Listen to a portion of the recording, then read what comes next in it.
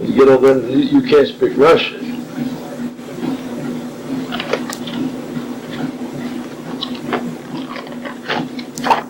But I can't read any of it. But now we were given several different other escape things. We had a little magnet that we put in our belt loops on our belt, a little tiny magnet. That's if you get shot down, you want to know that you want to head south. You just hung it on a string, and that little magnet would turn around, so at least you could head south or north or west.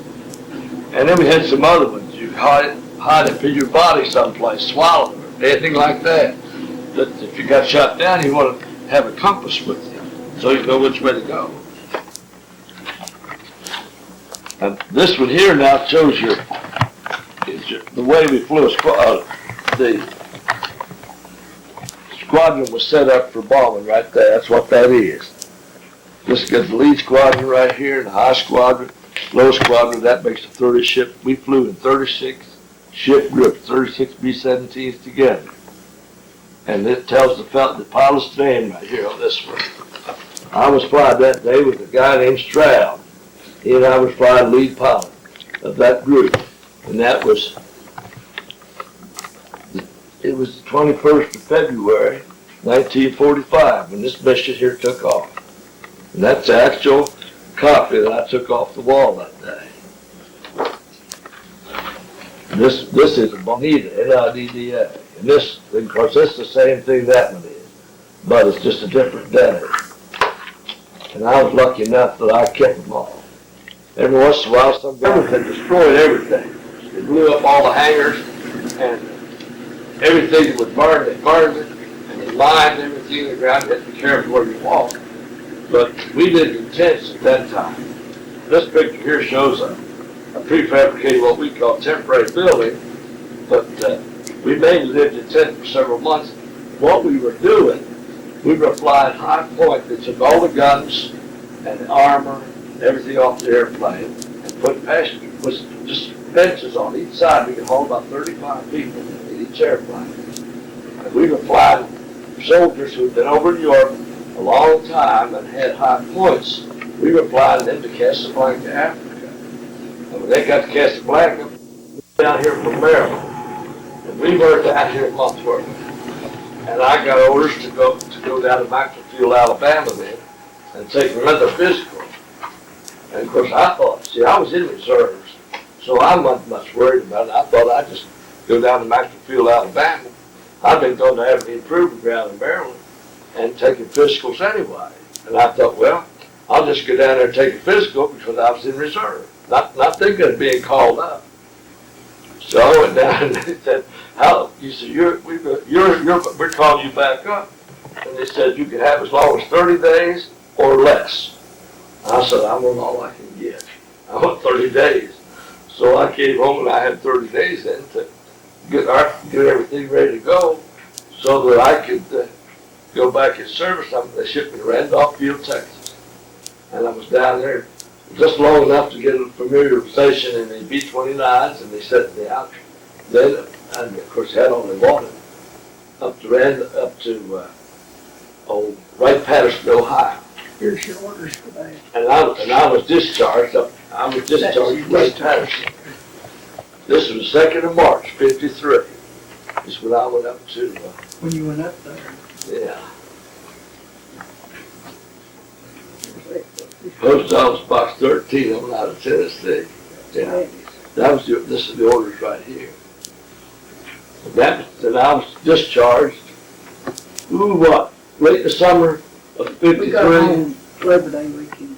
Labor Day weekend of 53. Of course, when I got out of it, we had to go to Canada. So we went up through Canada and came back around to Maryland and came back. Now, I've got a lot of old papers and stuff. I just must have been a regular pack rat, but I was glad of it now since I got out. But I did save all this stuff because it's helped a lot of other people out too. But you want to answer? You know how old I am now, don't you? Yes. Yes, indeed. But now I'll tell you this much. I have really enjoyed being in Scott County. I'll show you. What price differences do you see in the price of things back then and today?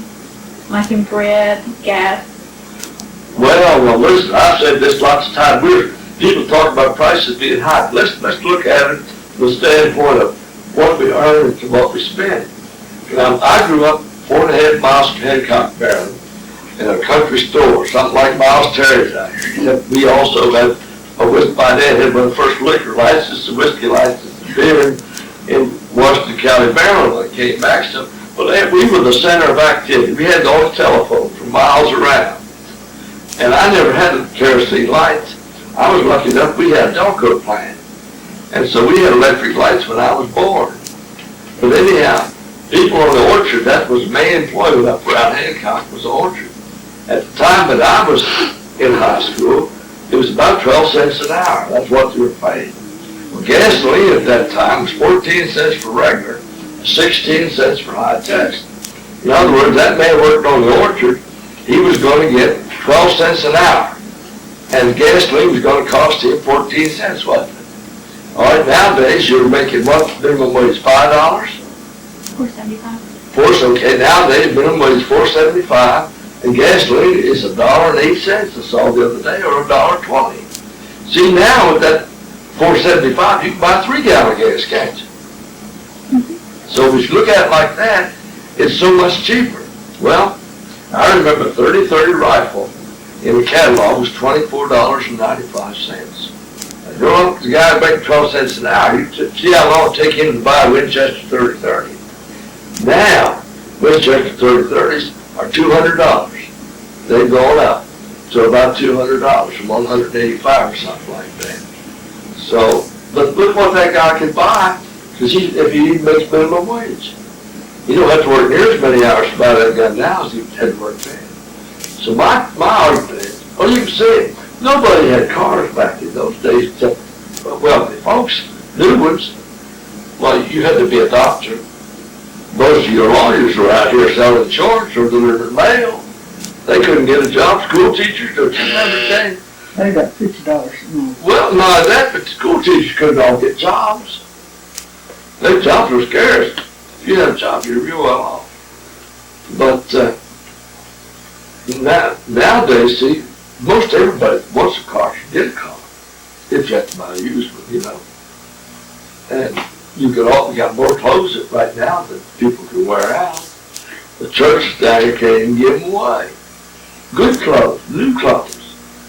And nobody really needs to be hungry in the United States. If they're hungry, they haven't gone to the proper authorities and checked in and asked them for help. Because there's help out there now for everybody. But I'll tell you, I read this in Reader's Digest, and I always use this because I think it's cute compared to folks like me that's 76 years old. This lady, the young girl has, in her new house, asked her grandmother, she says, "My grandma, what do you like best about my new kitchen?" Well, her grandmother thought a while, because the girl thought she was going to say, "My microwave oven, my automatic dishwasher, my automatic garbage dispenser," something like that. Her grandmother said, "The thing I like best about it is running water." See? But the little girl grew up, she's always had running water. Grandma used to have to take a bucket and go down the spring and carry water up.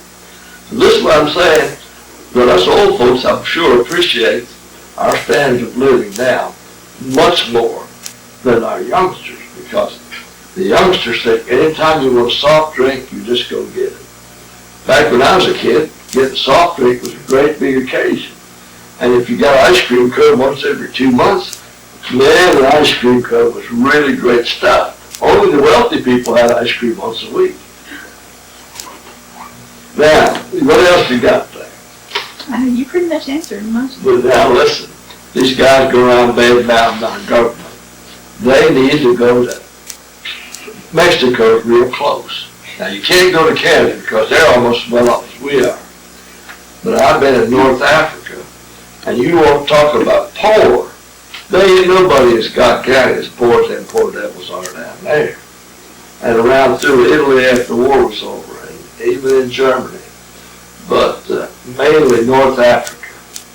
I'm telling you what, those poor devils down there, they just don't have anything. That story goes about the sales. Do you remember James how that story Bill Cry talked? I think it's a good lesson for you high school children. So they sent 2 salesmen down to Africa to sell shoes. Well, they're down there several months, and the first salesman, he wires home, he says, send me my ticket. He says, I'm coming home. He says, nobody down here wears shoes.